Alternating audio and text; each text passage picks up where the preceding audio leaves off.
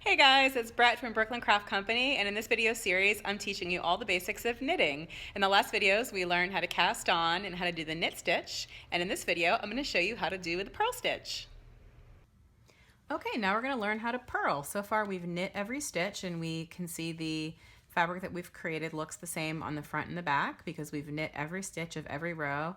Now we're going to add in some purling and see what that does to the appearance of our fabric. So to purl, we're going to start like we did with knitting. All the stitches, the needle with all the stitches is in the left hand and the empty needle is in the right hand. Now when we knitted, we would insert the needle into the first loop on the hook on the knitting needle from the left side and cross them in the back. For purling, we're going to insert from the right side and cross the needles in the front. Then I like to kind of hold on to the right hand needle with my thumb, and we're going to bring the yarn in between the two needles and wrap it around the outside of the front needle. And then we're going to move that front needle to the back and slip it off. And there we've purled one stitch. Now the next important thing is when you're purling, you're always going to hold your yarn in the front of your work. So that's where it's positioned, and that's where we're going to keep it, right in the front. Okay, so let's see this again. We're going to insert the right hand needle into the next loop from the right side, cross the needles in front, bring the yarn in between the two needles and around the front, and then move that right hand needle through to the back and slip the stitch off the left hand needle. And again, our yarn is hanging out here in the front of our work. Okay, let's see that again.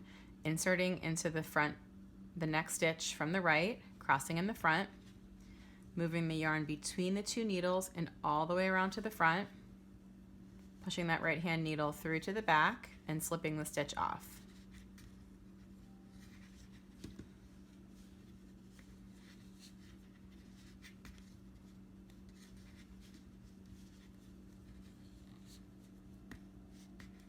You can see I scooch my stitches up. Every couple of stitches that I knit, I scooch everything a little closer to the tip of the needle on the left side, and you have to continually be scooching things down on the right side. So again, to purl, we insert the right hand needle into the next loop from the right side, cross the needles in the front, bring the yarn between the tips of the needles and all the way around to the front, push that right needle to the back and slip it off. Insert, cross in the front, bring the yarn between and around, and then slip that stitch off.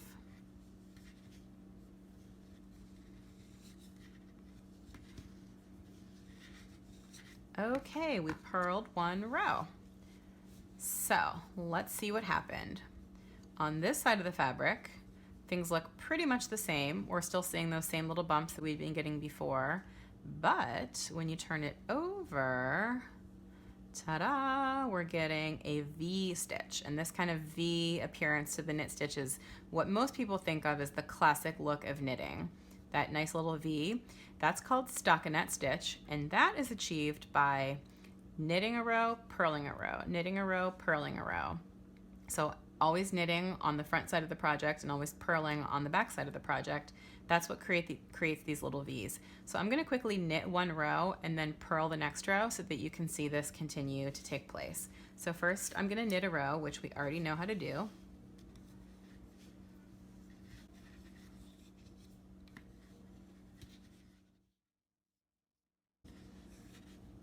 Now I'm going to turn the work and purl again because now I'm on the wrong side of my project, and the way that I really know I'm on the wrong side is that I'm seeing all these little bumps, not the V.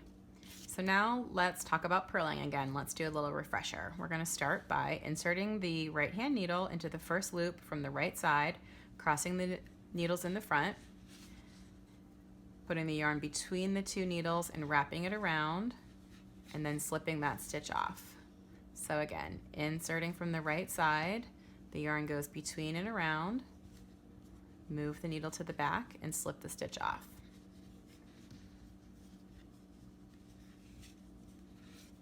Purling can sometimes feel a little awkward at first and a little hard to get used to, but just like everything else with knitting, it feels really weird in your hands in the beginning, and then once you practice for a while, it gets a lot easier, so hang in there.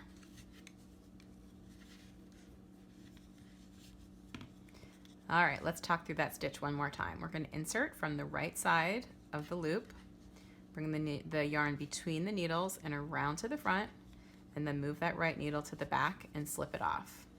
Insert into the loop from the right side, the yarn goes between and around, and move that right needle to the back and slip it off. Now let's take a look and see what our fabric looks like. So we just finished a purl row. So what's facing us in our hands is the purl side of the work. So we're seeing all these little bumps, but when we turn it over, we're getting all the V's, and that's because we knit these rows. So this is called stockinette stitch, when we knit a row, purl a row, knit a row, purl a row, and it's the way that you get that classic knit look. Stockinette is the best. It looks really great. It's wonderful for scarves. It does tend to curl a little bit on the edges, so that's one of the drawbacks of stockinette versus garter, which lays really flat.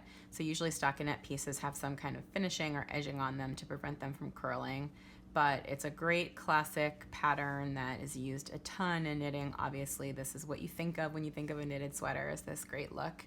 And you'll see once you start knitting that you can really combine your knit stitches and your purl stitches in just an infinite number of ways to create so many patterns. And they're really all made from knitting and purling. So once you know those two stitches, you can do a ton. And now you know how to purl. In the next video, we're going to talk about how to finish off our project, which is called casting off.